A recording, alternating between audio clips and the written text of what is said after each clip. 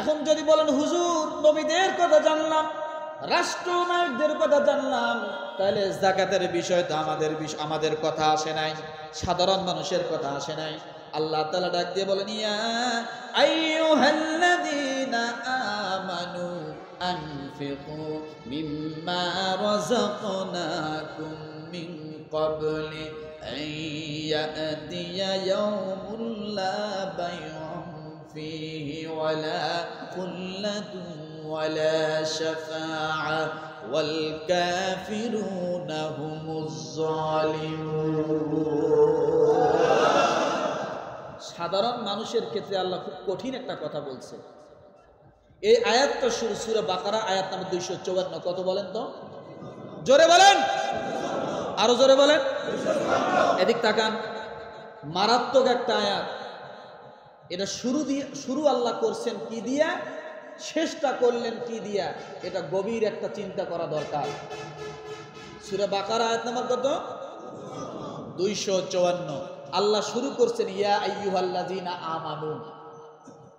আয়াতটা শুরু কি দিয়ে হলো? ইয়া আইয়ুহাল্লাযীনা আমানু, হে ইমানদারগণ, আমি তোমাদেরকে যে রিজিক দিয়েছি তা থেকে সেই দিন আসার আগে। সেই দিন কোন দিন? কোন দিন? ঈদের দিন। ঈদের দিন আসার আগে বলে না, মৃত্যু আসার আগে। সেই দিন আসার আগে আল্লাহর পথে ব্যয় করো, যেদিন কোনো বেচা কিনা থাকবে না। যেদিন কি কোনো কি থাকবে না? বেচা কিনা থাকবে না। মরার সময় মানুষ বেচা কিনা করতে পারবে? কবরে যায় বেচা কিনা করতে পারবে? হাসরে না। যেদিন কোনো বেচা কিনা থাকবে না, কোনো বন্ধু কাজে আসবে না, কোনো বন্ধু এবং কোনো সুপারিশও কাজে আসবে না। আর যারা কুফর অবলম্বন করেছে তারাই জালিম। এবার বোঝেন তো, আল্লাহ আয়াতটা শুরু করলেন ইয়া আইয়ুহাল্লাযীনা আমানু, আর শেষ করলেন আল্লাহ কি দিয়ে? যারা কুফর অবলম্বন করেছে তারা কি? জালিম। কেন? আয়াতটা তো শুরু হয়েছে ইয়া আইয়ুহাল্লাযীনা আমানু, ঈমানদার দিয়া।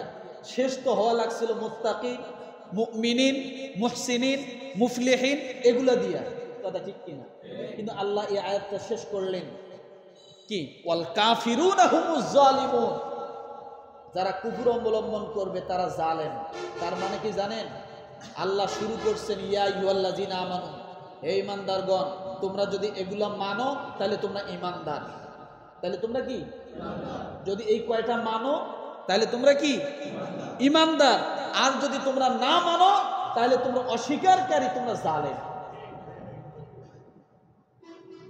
তাহলে তোমরা কি? তখন আর ঈমানদার থাকবে না, অটোমেটিক চেঞ্জ হয়ে যাবে। তাহলে এটাই বোঝেন যে শুধু ঈমানদার ঈমানদার বলে কলার ঝাঁকি দিলে হবে না।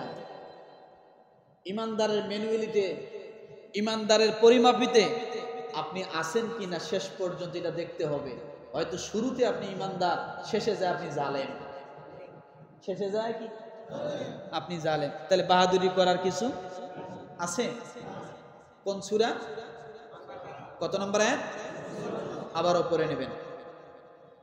আমার বাইরে গেল যাকাতের পরিচয়। যাকাত দিলে হবে না আপনি মুত্তাকি, যাকাত দিলে হবে না আপনি মুহসিনিন, যাকাত দিলে হবে আপনি মুমিনিন। আর যদি আপনি যাকাত না দেন তাহলে হবেন আপনি জালেম, তাহলে হবেন আপনি অস্বীকারী। কথা ঠিক কিনা? আমার বাইরে এরপরে আপনি যদি প্রশ্ন করেন দ্বিতীয় নাম্বার, হুজুর যাকাতের পরিচয় পাই